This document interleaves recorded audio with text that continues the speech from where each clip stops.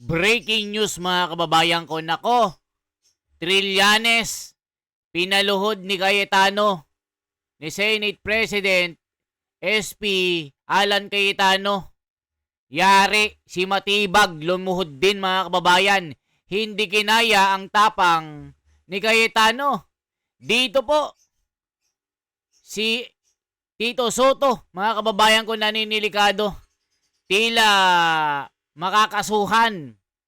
Tila nilabag ang karapatan po ng Senado. Bakit pinapasok itong grupo ni Matibag? Kaya ngayon mga kababayan, pinag-aaralan po ng bagong Senate President kung ano po ang parusa na ipapataw dito. Nagkagulo po dito sa loob ng Senado. Nagkabasagan, nagkabugbugan po mga kababayan dahil po isang agent po ng Senado binugbog ng armadong NBI. Si Bato mga kababayan natumba din. Hinabol po ng armadong NBI na bataan ni Matibag. So dito mga kababayan, itong si Trillanes, tila makakasuhan din mga kababayan, nag-aasta na pulis na wala namang karapatan para humawak ng warrant of arrest. Mga kababayan ko, dito po lumalabas na nilabag nila ang karapatan ni General Bato. Isipin nyo mga kababayan, itong si SP Tito Soto na bulagaan, hindi nag-iisip, hindi ginagamit ang kanyang kamoteng utak. Yan po sinasabi ng mga komento. Bakit mo pinayagan na iparesto na nabigo? Aarestohin sana kaso nabigo. Itong grupo ni Matibag na gawin na kahit anong gawin niya para habulin si Bato. Ngayon mga kababayan, naninilikado itong grupong ito. Isipin nyo, hindi man lang dumaan sa lokal na hustisya. Tila gusto nilang ulitin ang nangyari kay Tatay Digong na pinagkaitan ng kanyang karapatan. Nakita nyo po, buti na lang mga kababayan na sibak na itong si SP Soto na walang kwenta. Yan ang sinasabi ng taong bayan. Kagabi po, bago umuwi, kinalampag ng taong bayan yung kanyang sasakyan. Hinabol po si Tito Soto ng mga taong bayan doon na galit na naglabas ng kumukulong dugo. Kumukulong dugo nila mga kababayan ko sa nangyayari ngayon dito sa ating bayan. Tila nawawalan ng hustisya. Saan kayo nakakita na isang sibilyan na nag-aastang pulis? Hinahabol ang senador na si General Bato, hindi ginalang. Kaya sabi makakasuhan ito. Ito po ang sabi ni Cayetano, panoorin po natin. Ako, lumuhod si dating SP Soto na sinibak. Naku, ano kayang kaso ito mga kababayan ko, panoorin po natin. Ito po. President Alan Peter Cayetano. They're sorting out issues with the NBI. Tatlong issue, no? The manner and the way that yung warrant was executed. So basically, sinasabi nila may coordination sila sa former SP at pinapasok sila. But of course, we're saying kahit pinapasok kayo, hindi para makipaghabulan sa loob ng Senate. Ay, isipin nyo mga kababayan, may coordination sa dating kamoting SP. Yan ang sabi kasi ng komento. Pinakakamoting Senate President. May coordination daw, pinakain pa ng lechon. Yan ang sinasabi ng tao. Pinakain ng lechon, pinatuloy, kala mo mga siga. Ngayon naninilikado. Ba't yung pinapasok ito? Anong authority nyo para guluhin ang solemnity ng Senado? Bawat kwarto pinasok mga kababayan ko. Buti na lang sinibak itong si SP Tito Soto, kundi itong si General Bato nandun na sa dahig Nakakulong na kasama ni Tatay Digong. Hanggang ngayon mga kababayan, sumisiklab po ang mainit na tensyon dyan sa Senado. Punong-puno, libo-libong mga tao ang nagpoprotesta para iprotesta itong ginawa nilang paglabag sa batas para arestuhin itong si Bato. Mga kababayan ko, ituloy pa natin. Ano ang nilabag ni Tito Soto at ng NBI? Ito po. The second issue nga is yung contempt that the Senate has to stand up for itself and dapat ma-hold in contempt. Ang pinag-uusapan lang, saan i-hold considering na siyam sila at medyo fully booked din tayo. And then number 3, apparently iba yung report sa kanila kasi ang report sa kanila, yung Osaa daw ang Brusco rather than yung taga-Osaa na bugbog. So we're talking about fact-finding regarding that. So the senators are talking now. So as I said kanina, di ba, napaka-importante na level-headed tayong lahat. Pero napaka-importante na klaro. Ayan mga kababayan, kasi yung isang security po ng Senado, binugbog mga kababayan ng mga armadong NBI. Kaya dito, magkakaroon po ng investigation para mapatunayan kung sinong nauna kasi sinasabi nila, Brusco daw yung Osaa. Tingnan natin ha. Turuan yung Senado. I mean, you know, this is not tabing kanto na, you know, will make excuses and May sinabi po ba sila? no, they're held in contempt. So it's a matter of saan siya they will pull out the NBI, but I'm sure that they have to report to their higher ups regarding the if they will continue to serve or they will follow our suggestion, which is to get a warrant of arrest from a Philippine court. So ibig sabihin po, pero insistent ba sir yung NBI na makuha Hindi, si Senator maganda Bato? naman yung usapan pero may kasama ko si Senator Amy, Senator Mercoleta, Senator Villar, Senator Pia.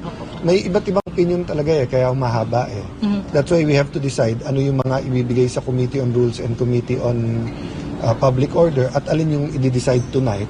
Kasi nga, as you know, bumoto na yung House kanina. What's the NBI stand on the arrest for Senator Bato? That they were allowed daw to come into the Senate and allowed to arrest him here By whom, sir? by Senator Soto. Ayun, nakita nyo po si General Bato na tumba habang hinahabol po ng NBI. Ito po, kita nyo.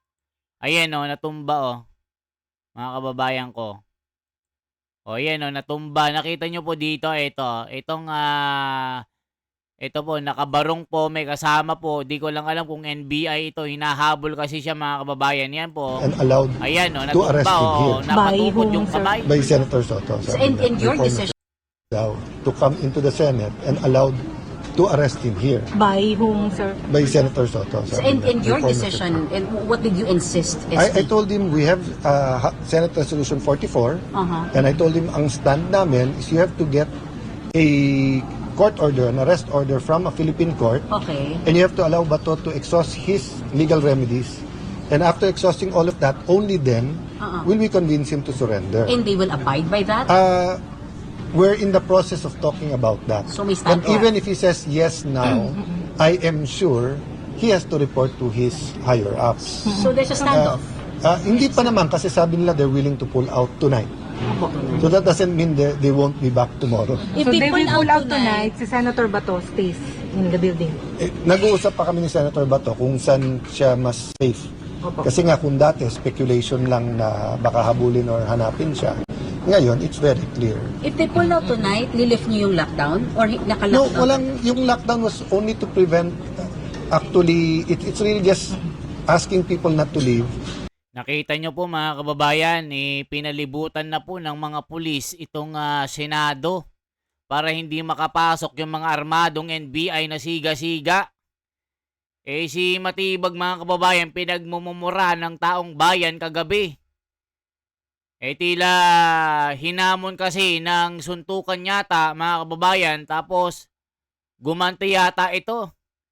Na sinabi niya yung mga tao daw na nagrarally matatapang lang sa social media. Pero sa personal daw, duwag daw. Yan sinasabi mga kababayan ko. Tuloy pa natin.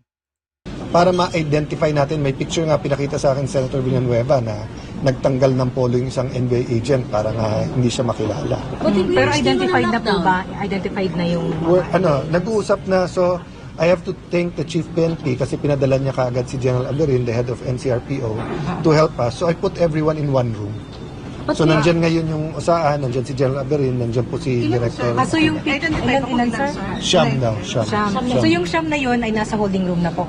Nandito pa sa loob ng Senate pero wala pa sa holding room. Cited Kasi in wala nga contempt. tayong holding room. cited in contempt na sila. Hindi, basta ang sabi ni USAA, hindi sila nakakalabas pa. Okay. So that's what I'm taking care of right now. Pero... No, they're held in contempt. So our question only is where we will detain them. okay. So I'll report that back to you in a few minutes. So, Pero detained na, sir. Detained na. Yeah. Detained na. Unless may nakalabas na. Sir, so Kasi ongoing na-identify pa pa meeting lang. with Matibag. Yes. Kasi sir, may commotion na Sir, sa yes. labas. Pa meeting, sir, with With, Matibag. Kunti. okay, sige. Ongoing pa meeting, sir, May meeting with pa. Yes. So inside the room is Director Matibag, General Aberin, and ang ating USAA. Then standby din yung Secretariat for the And what's lecture. clear is they're insisting to arrest Senator Bato, tama? Hindi. They're allowed to arrest. Yun yung sinasabi nila. No, so three issues.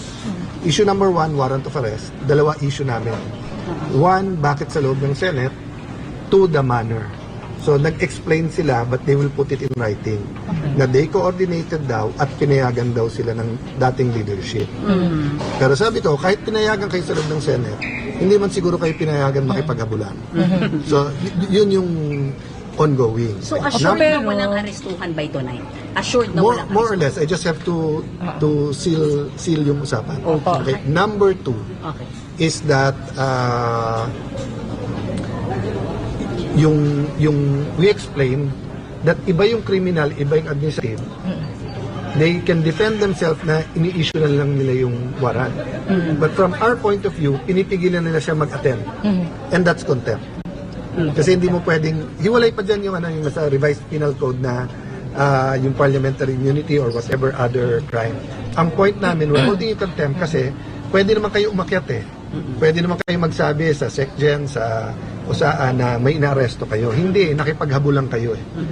Alam niyo mga kababayan, na ito po yung maganda pagka ang isang Senate President na liderato ay isang abogado.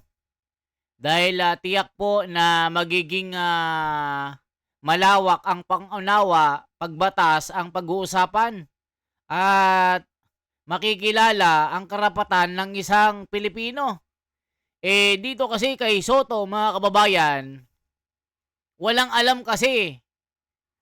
Isipin nyo, tila isa pong pagtataksil sa bayan ang ginawa niya na tila pinayagan na arestuhin ng NBI para ilagay sa ICC itong si Bato. Isa pong pagtataksil sa bayan ito. Yan ang sabi ng batas. Nako po, yari na mga kababayan ko. Tito Soto, delikado dito. Sinakloban ng malalaking problema. Nako po, mapapasama pa yata si Tito Soto dito. Kaya pala napaluhod kay Cayetano. Diba? Ang sinasabi nila, hindi naman sa session hall. Sabi namin, anywhere inside the Senate, it's the same. Pangatlong issue nga, that whoever ng bugbog, there's no place for that. They have to be punished. Doon naman agree kami pareho. Fact-finding na. Sir, hiningan niyo ba ng paliwanag o hihingan niyo ng paliwanag si former Senate President Soto for allowing them to stay here? It's fact-finding pa lang naman. And it's all in the open. I mean, yun din naman ang sinabi nung dating USAA. Apo. Binasa ko naman kanina. So, kaya nga ang sinabi ko yung director, I don't want to be in between the he said, she said, he said, he said, he said, he said. So that's why isusulat na lang niya. That's why I'm also giving instructions to sumulat. Pero hihingan pa rin ng paliwanag si Senator Soto? It's up to him. Diba? Kasi we're still fact-finding. But I am sure, hindi niya pinayagan makipaghabulan. Kung pinayagan niya na pumasok at dito mag-arrest, that's a separate issue. Any of the senators can confront him with that issue. Sir, pag hindi Kasi that never happened before. Sir, pag hindi sa umalis ng NBI, sir, mag-stay din ba ang senators dito sa Senate? I think we will find a solution. We have to find a solution. As I said, we're into 2 or 3 crises sabay-sabay, di ba? Sooner or later, dadating dito yung articles of impeachment. Do you want na ang pinag-uusapan pa rin natin si Sen Bato? Number 2, hindi ramdam ng lahat, but the delay in resolving the problem in Iran, Israel, and the U.S. conflict with Iran will continue to drive up prices. Diba? So it needs our immediate attention. I was reminded by the senators now, we have to fill up the committees. And so yung articles of impeachment, iakit pa bukas? So, I don't know. Tonight, sir. Up to tonight? Ang trabaho lang namin is to receive it and then to act for Pero it. May communication na commitment tonight? po Wala, na so far, wala pang nagsasabi sa akin na may communication. Pero kung matanggap po dito, definitely magko-convene kayo as impeachment court? We were talking already with the minority. I told them, lahat na tayo magbasa ng rules. Opo. Kasi mayroon nag-opinion na kailangan muna ipasa yung rules. May nag-opinion ng dati naman, sinunod lang yung dating rules. So, yun ang meeting ko after matapos. Okay. Pero definitely magko-convene as impeachment court. Pero definitely magko-convene as impeachment court. Pag natanggap yung article, sir. We will follow the, there will be no delay. Opo. So the question is lang, what are the administrative processes that we have to do? So that's a yes. Even Senator Soto said, convene, Opo. pero hindi ibig sabihin trial kagad. Magkaiba yon kasi may mga kailangan i-issue. Okay?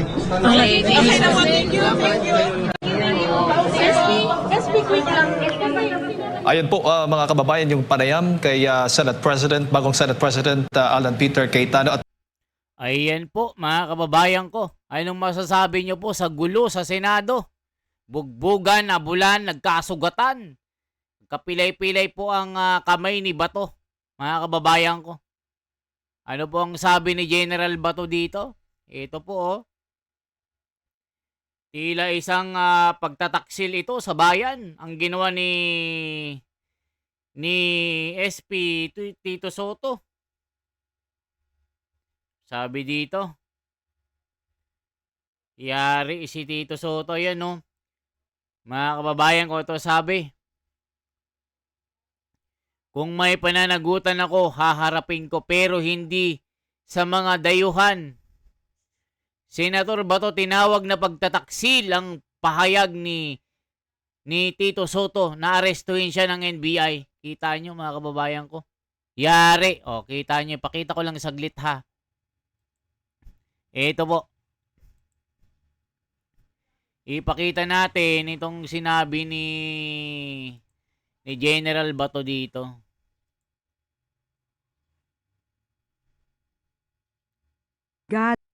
Meron ako pananagutan. Ano ba ang tawag mo doon? Pagtataksil. Hindi lang pagtataksil sa iyong kasama, kundi pagtataksil sa institusyon ng Senado. May galit po ba kayo sa the former leadership kasi pinayagan, which is sinabi din po ni Director Matibag na binigyan sila ng permiso ni SP Soto para nga po doon sa pagsisilbi ng warrant po? Well, para sa akin, ano ba ang tawag mo doon? Pagtataksil. Hindi lang pagtataksil sa iyong kasama, kundi pagtataksil sa institusyon ng Senado. Ayan mga kababayan, Tito Soto naghudas. Gusto talagang ipadakip si General Bato. Taksil sa bayan, itong sabi. Yun ang nakikita ko. Sen, ano pong masasabi nyo doon sa nangyaring tensyon kagabi, which is hinarang kayo, sinaktan ng mga NBA agent po? They were just doing their job. Whether they did it properly or improperly, para sa akin, being a member of the law enforcement community, they were just doing their job. Sorry for if ever I may misjudge that kind of action.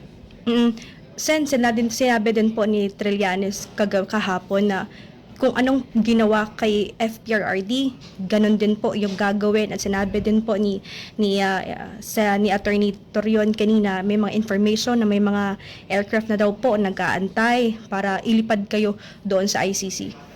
Well, di naman ang template nila. No? Total disregard of the law. So, Grabe, no? what do you expect? Ganun talaga gawin nila. Pero sen yun nga no doon sa reso ng inihain ng Senado, which is kailangan nga ng court order mula dito sa Pilipinas. Oh, hindi lang yan sa reason namin, kundi meron talagang Supreme Court ruling patungkol dyan. Diba? Ayan, mga kababayan ko, grabe, kapal ng mukha ni Trillanes. Umaastang otoridad. Ano yung sinasabi ng tao? I'm so happy. Senator Alan took over. He's a lawyer o a good one. Yabang talaga ni Trililing. Siya nga di manalo sa lugar nila. Baliw na talaga si Soto. Pinayagang guluhin ng NBI ang Senado. Soto talagang totoo. Tuta ng mga bangag. Ako po, mga kababayan ko, tuta ng mga bangag talaga ito. Sabi ng mga komento. Ano pong masasabi nyo, mga kababayan? May karapatan ba si Trillanes na umasta-astang otoridad o pulis para arestuhin ang isang nakaupong senador? O may karapatan ba ang NBI para guluhin ang Senado at mangbugbog ng isang security ng Senado? Anong masasabi nyo, mga kababayan? Nilabag na naman ba ng mga law bender ang batas na umiiral sa Pilipinas? Bakit hindi nila pinadaan sa lokal na hukuman ang pag gusto nilang arestuhin si Bato? Ayan po ang ating mga reaction, mga kababayan. Isang like, isang share po at isang subscribe. Salamat po, mga kababayan ko.